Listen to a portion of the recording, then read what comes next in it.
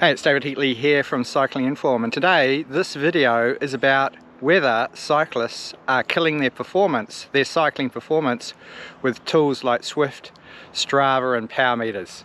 Now, there's a trend that I've noticed with my clients over the last few years, and it's got to do with these cycling tools. Now, don't get me wrong, this video is not about making these tools wrong. In fact, I use these tools myself and we use them with the clients that we're coaching. Now, with the advent of things like Zwift, power meters and Strava, now gives us access to a whole array of information that we didn't have.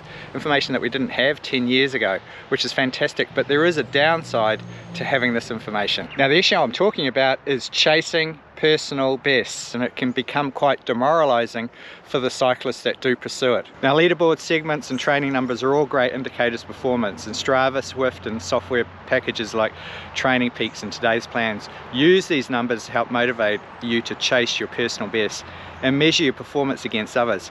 You know, they've kind of gamified the whole cycling training by doing so. Now, with power meters and Strava and Zwift and Trainer Road and segments and all these things, they're fantastic.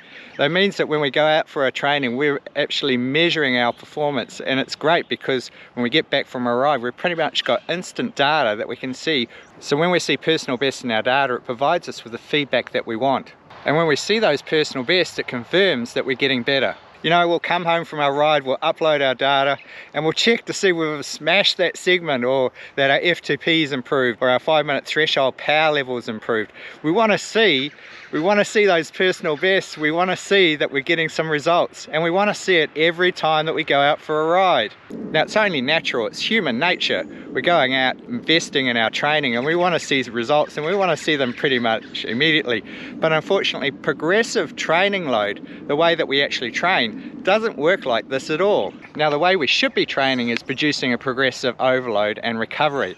And that means that there are times in our training where we're training that hard that we're actually fatiguing ourselves to a point where we're not going to see any personal best at all. And unfortunately, when we look at this, we're not getting the feedback that we want. We're seeing, in some cases, our performance start dropping off. And in some cases, this is actually a good thing. We want to see our performance drop off a little bit as we build through our progressive load and increase our fatigue. Well, this is where a lot of cyclists go wrong. They're not getting their personal best, they're not getting their little hit when they get back from the ride, and it demoralizes them and they feel like they're going backwards. Because here's the thing, training load is a stimulus. It stimulates our body to make the adaptation, but it's in the recovery that the adaptation happens. So what we need is we need to have our body stressed to a point where we're actually fatiguing it so that it starts to adapt, and it's in the recovery that the adaptation happens. But here's the thing, if you're chasing personal bests all the time, you're actually focusing on the wrong part of your training. Now, a lot of cyclists don't understand the fundamentals of developing cycling fitness. So they do the only thing that they think they should be doing, and that is go out and chase personal bests every single day of the week. If they're not getting their personal best, it starts really messing with their head. So what's important to understand is that as we're progressively working through our progressive loading of training, that's the loading and unloading, or the development of fatigue and then recovery, that we're actually looking for other performance indicators within our data. We're actually having to dive deeper into the data and not necessarily look at personal best, but look at other key indicators in our data to see that we're improving. Now, it really depends on what you're trying to achieve with your training. You may find that these progressive loading cycles may be 4 weeks, they may be 6 weeks, they may be 12 weeks.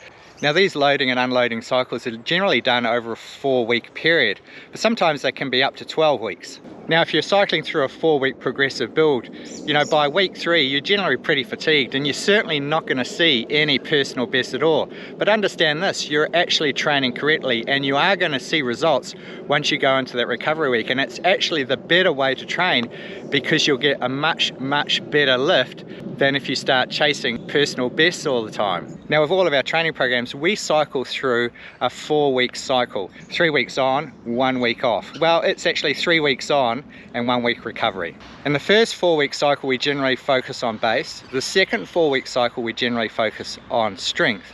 And the third 4-week cycle, we generally focus on speed. And we cycle through this over the 12 weeks. And once we cycle through that 12-week block, we then go through and cycle through another 12-week block.